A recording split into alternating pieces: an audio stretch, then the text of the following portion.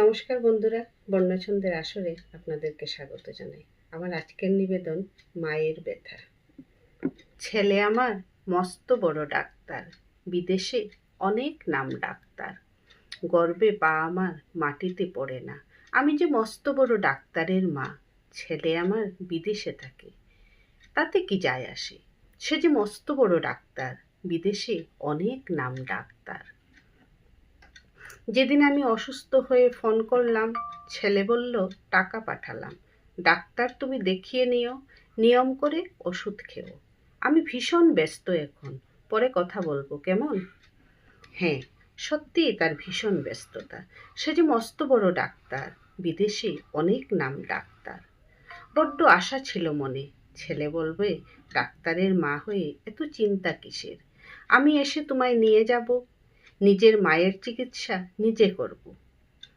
কই, ছেলে এমন বলল না তো। শুধু কটা টাকা ধরিয়ে দিতে চাইল।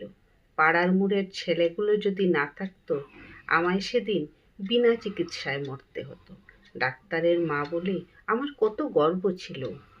বাস্তবতা আজ চোখ খুলে দিল। বছর ঘুরে ঘুরে আজ 5 হলো। ছেলে আমার খবর নিতেই ভুলে গেল।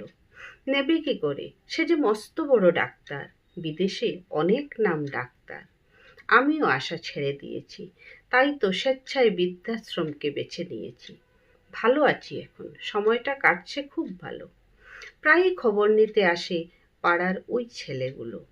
প্রকৃত শিক্ষায় শিক্ষিত ওরা, রত্নগর্ভা ওদের মা। ব্যর্থতা আমার, তাই লজ্জায় ছেলের কথা আর বলি না। এখন শুধু আমি জানি, ছেলে আমার মস্ত বড় ডাক্তার, বিদেশে অনেক নাম ডাক্তার।